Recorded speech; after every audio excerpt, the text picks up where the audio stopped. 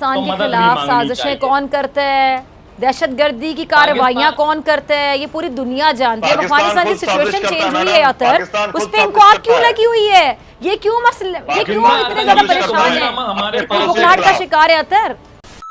ये थोड़े से रेस्पेक्टेबल अल्फाजों का इस्तेमाल करें मोदी जी के लिए। हिंदुत्व आप ऐसे बोल रही हैं, आपके बोली से लग रहा है जैसे आप ISIS बोल रही हैं, या फिर आप तालिबान बोल रही हैं, या फिर इस तरह के जो दहशतगर्द तंजीमें हैं उसकी बात कर रही हैं। हिंदुत्व ऐसा कुछ नहीं है। हमारे वजीर आजम को रोज इनके मीडिया के ऊपर भिखारी कहा जाता है, रोज उसको कटोरा खान कहा जाता है, हमें तो बुरा नहीं लगता। पूरी दुनिया में पाकिस्तान का मजाक उड़वा रहे हैं आप लोग। आपने सबसे पहले घबराना नहीं है।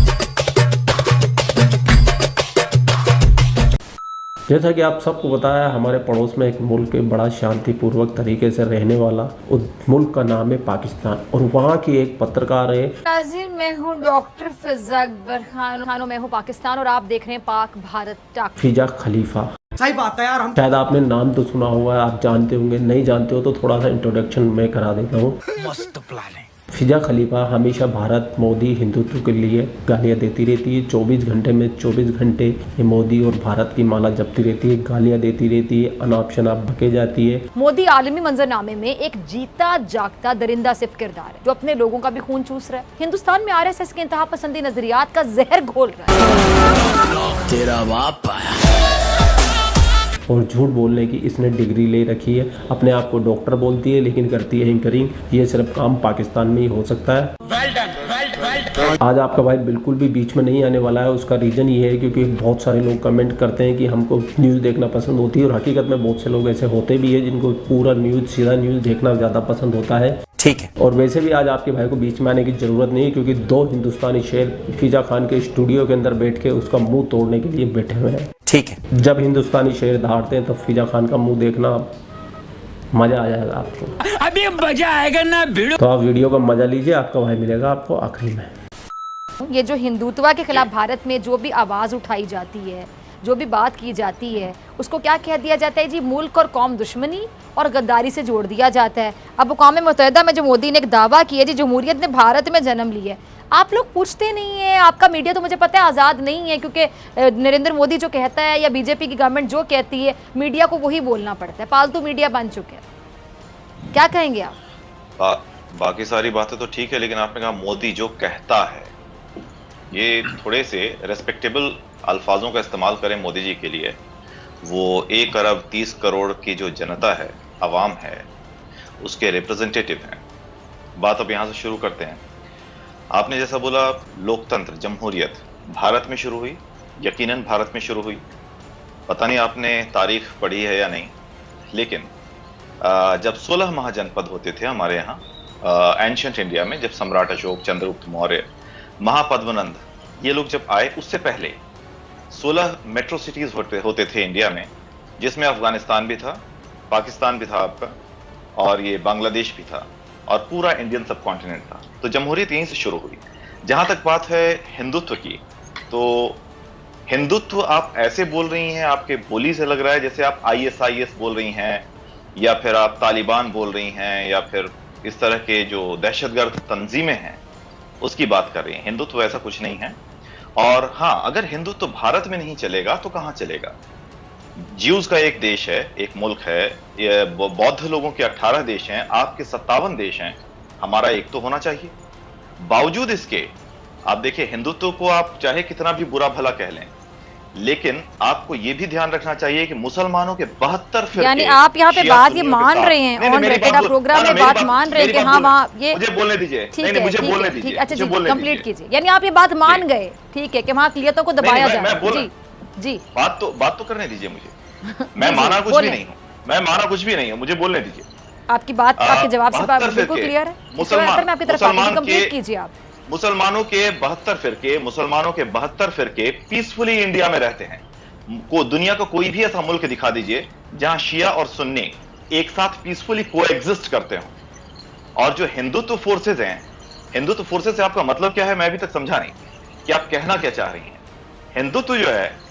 हिंदुत्व जो है एक आइडिया है, इट्स नॉट लाइक, यानी वह हिंदुओं के अलावा तमाम लोगों पर जिंदगी जीरन बनाई हुई है, वहां पे किसी को रहने का इख्तियार नहीं दिया जा रहा, वहां पे मुसलमान परेशान है, वहां पे तमाम जो क्लियतें हैं वो सफर कर रही हैं। अगर मुसलमान परेशान है वहां पर, अगर मुसलमान भारत में परेशान है, रोहिंग्या मुसलमान क्यों आ रहे हैं? अभी अफगानियों को हम और वीजा देंगे, ई वीजा दे रहे हैं हम अफगानियों को, जो तालिबानी है अफगानिस्तान में, जहां मुसलमान ही मुसलमान का कत्ल कर रहा है, उसको एक हिंदू राष्ट्र, आई मीन डेमोक्रेसी, आप हिंदू राष्ट्र बोल सकती है, ये डेमोक्रेसी है, ये डेमोक्रेटिक कंट्री जहां पर हिंदुओं का बाहुल्य है, हिंदुओं की मेजॉरिटी है, वो मुसलमानों को, अफगानिस्तान के मुसलमानों को अपने यहाँ रहने के लिए बहुत सारे ई वीजा दे रहा है। और आपको बता दूं, जहां मैं रहता हूं, जिस सोसाइटी में रहता हूं, यहाँ पर भी ढेर सारे अफगानिस्तानी रहते हैं, पीसफुली रहते हैं। बाकी और अभी आपने हाल ही में देखा होगा था कि जो अभी जावेद अख्तर जो मारूफ शायर है, उनके साथ क्या हुआ है, और नसीरुद्दीन शाह साहब भी बड़ा खुलकर बात कर रहे हैं। उन्होंने कहा जी यहाँ पे तो जमहूरियत है ही नहीं, जमहूरियत नाम की चीज है ही नहीं, रत्ती भर जमहूरियत नहीं है इंडिया में। मतलब जो मुसलमान है वहां पे, उन पे जमीन तंग की जा रही है। देखिए, जमहूरियत जो होती है, डेमोक्रेसी होती है, वो डेमोक्रेसी में रवैये होते हैं, एटीट्यूड्स होते हैं, कोई एक कहने से डेमोक्रेसी नहीं हो जाती। आज एमनेस्टी इंटरनेशनल भारत को छोड़ के चली गई है, और मोदी जाके यूएन में हमें बता रहे हैं कि हम दुनिया की सबसे पुरानी जमहूरियत हैं। अब एक्शंस जो है ना, they speak louder than words. तो मोदी जी के बातें तो बड़ी अच्छी उन्होंने की, लेकिन ग्राउंड पे क्या हो रहा है उसके ऊपर आप एमनेस्टी इंटरनेशनल की रिपोर्ट देख लें, आप ह्यूमन राइट्स की रिपोर्ट देख लें, आप दीगर जो यूनाइटेड नेशंस के अपने इदारे हैं उनकी रिपोर्ट्स देख लें। तो हमारा कोई मकसद किसी को टारगेट करना नहीं है, हमारा मकसद उस चीज को पॉइंट आउट करना है जो वहां का, जिसका जिक्र आपने किया। मैं अपनी बात उस पर खत्म करूंगा। जो गोदी मीडिया है, वो मीडिया कभी भी आपको असली शक्ल नहीं दिखाएगा। मोदी जी को कहता है कि ऊपर हमारे दोस्त को बुरा लग गया, हमारे वजीर आजम को रोज इनके मीडिया के ऊपर भिखारी कहा जाता है, रोज उसको कटोरा खान कहा जाता है, हमें तो बुरा नहीं लगता।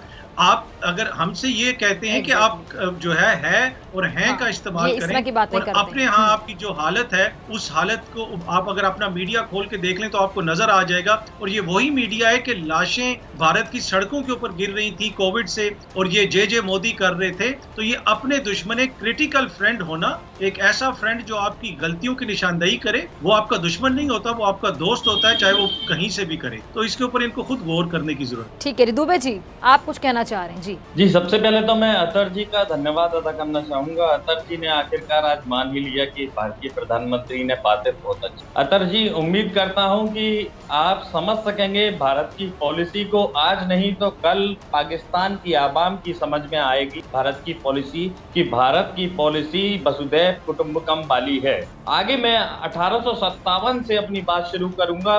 जैसा कि 1857 के बारे में पाकिस्तान में भी सभी लोग जानते होंगे, और पाकिस्तानी आवाम को भी ये विचार करना चाहिए, क्या मंगल पांडे ने भारत की आजादी की लड़ाई लड़ी, दिल्ली की आजादी की लड़ाई लड़ी, भोपाल की आजादी की लड़ाई लड़ी, या झांसी की आजादी की लड़ाई लड़ी? लक्ष्मीबाई ने कौन सी आजादी की लड़ाई लड़ी, और गौस खान जी ने कौन सी आजादी की लड़ाई लड़ी? क्या उसमें लाहौर नहीं था? क्या उसमें रावलपिंडी नहीं था?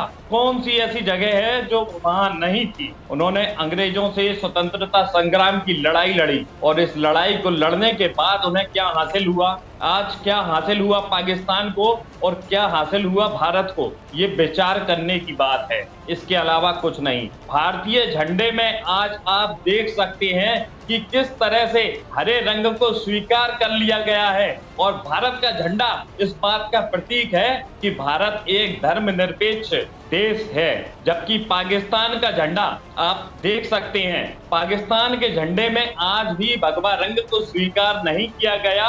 मतलब साफ है, कोई भी झंडा किसी भी देश का प्रतीक चिन्ह होता है, उसकी मानसिकता का परिचायक होता है। और भारतीय झंडा, जिसमें हरा रंग भी है, जिसमें सफेद रंग भी है, जिसमें केसरिया रंग भी है, जाहिर करता है कि यहाँ हिंदू और मुसलमान कितने प्रेम से, स्नेह से, अमन से और शांति के साथ में रहते हैं। इसके अलावा आप देख लीजिए, आजादी के बाद आज भारत का रुपया अंतर्राष्ट्रीय बाजार में कितना मजबूत है, और पाकिस्तान का रुपया आज अंतर्राष्ट्रीय बाजार में कितना मजबूत है। आपकी मजबूती का अंदाजा आपको लग जाएगा। क्यों पाकिस्तान दहशतगर्दी की तरफ बढ़ चला है? क्या आजादी दिलाने वालों ने ऐसे ही देश की कल्पना की होगी? कि मियां मिट्ठू जैसे पाकिस्तान के लोग जबरदस्ती लोगों का धर्मांतरण कराएंगे, महिलाओं का शोषण किया जाएगा? क्या इस आजादी की लड़ाई लड़ी गई थी? मौलाना फतवा जारी करेंगे, कानून से ज्यादा मौलानाओं के फतवे का राज होगा, मौलाना का फतवा कानून से भारी होगा। आज आप मुश्किलों से जूझ रहे हैं, इस बात को स्वीकार करने में आपको कोई हर्ज नहीं होना चाहिए। और दूसरों से अगर मदद मांगने की आपको जरूरत है दहशतगर्दी के खिलाफ, पाकिस्तान तो के मदद नहीं खिलाफ मांगनी साजिशें चाहिए। कौन करते हैं, दहशतगर्दी की कार्रवाइयां कौन करते हैं, ये पूरी दुनिया जानती है। अफगानिस्तान की सिचुएशन चेंज हुई है अतर, उस पे इनको आग क्यों लगी हुई है? ये क्यों मसले, ये क्यों इतने ज्यादा परेशान है, बुखलाहट का शिकार है अतर? अफगानिस्तान और भारत दोनों परेशान है पाकिस्तान हमारे पास है, क्योंकि हमारा पड़ोसी मुल्क पाकिस्तान एक दहशतगर्द मुल्क है मैडम। आप जरा इस बात पर ध्यान रखिए कि कितनी दहशतगर्द तंजीमें। अच्छा ये बता दें तालिबान ये जब अफगानिस्तान में आए हैं इनकी हुकूमत, तो आप लोगों को आग क्यों लगी हुई है? आप लोग क्यों परेशान हैं? हमने पैसा इन्वेस्ट किया है, $3 बिलियन, $3 ट्रिलियन हमने। आपके जो 66 ट्रेनिंग कैंप हैं वो बंद हो गए, वहां पे सफे मातम बिछी हुई है वहां पे। ये 72 हुरों वाली जैसी कथाएं मत बताएं मैडम कि हमारे वो ट्रेनिंग कैंप तो आपके चल रहे हैं पीओके में, पाकिस्तान ऑक्युपाइड कश्मीर में आप लोग चला रहे हैं भारत के खिलाफ। अतर ये कौन सी बातें लेके बैठ गए? जरा इनको बताइएगा, अफगानिस्तान में जो ये सूरत हाल तब्दील हुई है, मंजरनामा तब्दील हुआ है, जिसपे इनके यहाँ बाकायदा सफे मातम बिछी हुई है, इनके ट्रेनिंग कैंप बंद हुए, जरा इनको बताइएगा, आईना दिखाइएगा इनको जरा। हमारे कोई ट्रेनिंग कैंप है ही नहीं, क्योंकि भारत दहशतगर्द चलाता ही नहीं है। अच्छा, ये पाकिस्तान की अतर कहते हैं हमारे कोई ट्रेनिंग कैंप है ही नहीं। जी, मैं अपने जो भारत से हमारे दोस्त ने ज्वाइन किया उनकी इजाजत से मैं कहना चाहूंगा। अब उन्होंने कहा कि पाकिस्तान ट्रेनिंग कैंप चलाता है। मैं जरा शुरू करूं ना, ये ट्रेनिंग कैंप शुरू हुए थे जी मुक्ति भानी से। आज जितने भी इंडियन दोस्त ये प्रोग्राम देखेंगे वो गूगल करके देखें कि तमिलनाडु के अंदर LTTE के जो तमिल टाइगर्स थे उनके कैंप्स, ट्रेनिंग कैंप्स भारत के अंदर थे, तमिलनाडु के अंदर, और ये इंडियन मीडिया के अंदर रिपोर्ट हुआ है। आज भी आप गूगल करेंगे तो भारत के अपने अखबारात में आपको खबरें मिल जाएंगी। तो ये तो इनका ट्रेनिंग कैंप्स चलाने का पुराना एक तरीका कार है और ये बड़े अरसे से चलाते आ रहे हैं। वही चीज इन्होंने जारी रखी अफगानिस्तान के। उल्टा चोर कोतवाल को डांटे, उल्टा चोर कोतवाल को डांटे, आप वही कहावत को चरितार्थ कर रहे हैं यहाँ पर। अच्छा, अगर मैं काइंडली अपनी बात कंप्लीट कर लूं तो फिर आप जरूर जवाब दीजिए जरा। हाँ देखिए ना, आप खुद पसंद नहीं करते कि आपके बात के दौरान कोई बात करे, फिर आप उनको भी प्लीज बोल लीजिए, अपने बारी पे बात कीजिए। जी अतर।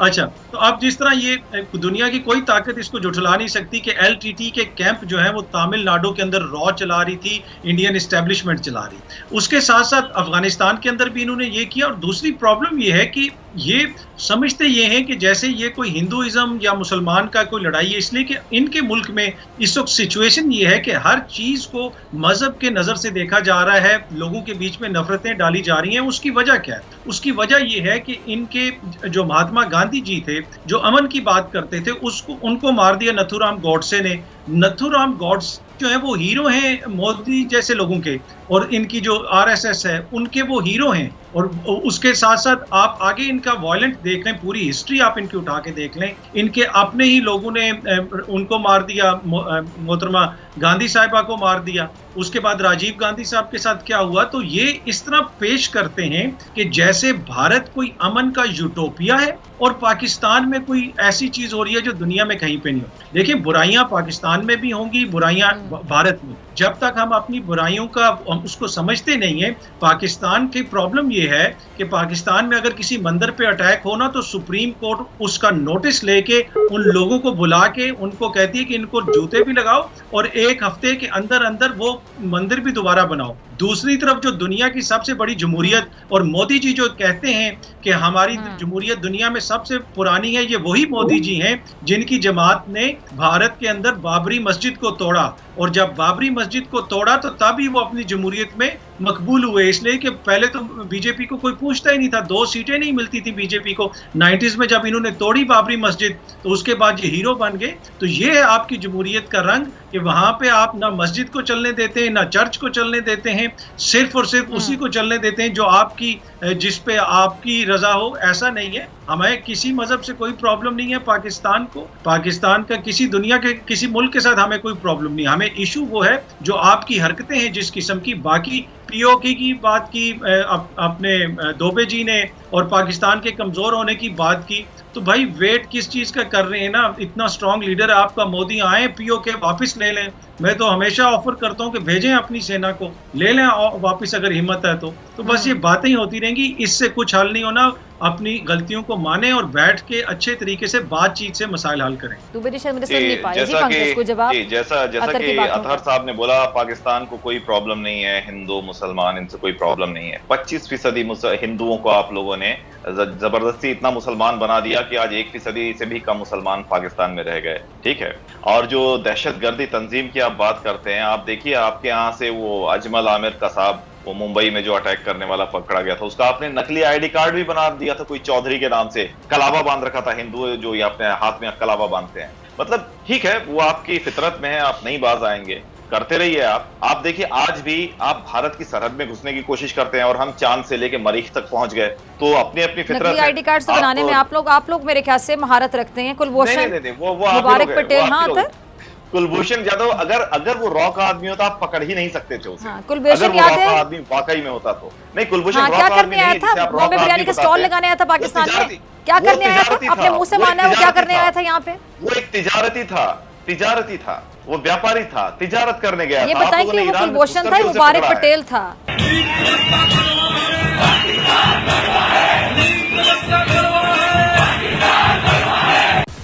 और आपके भाई का इंस्टाग्राम भी है, आपके भाई का ब्लॉगिंग चैनल भी है, लिंक दोनों के डिस्क्रिप्शन में है। आपका भाई वहाँ भूखे नंगे पाकिस्तान की तरह है, वहाँ पे ना तो 200 से ज़्यादा फॉलोअर है, ना 200 से ज़्यादा सब्सक्राइबर है, तो थोड़ा सा सपोर्ट कर दो भाई को। का भाई आपके लिए ऐसे वीडियो बनाता रहता है। अपना ख्याल रखिए। जय हिंद, वंदे मातरम, जय श्री राम, जय श्री राम, जय श्री राम।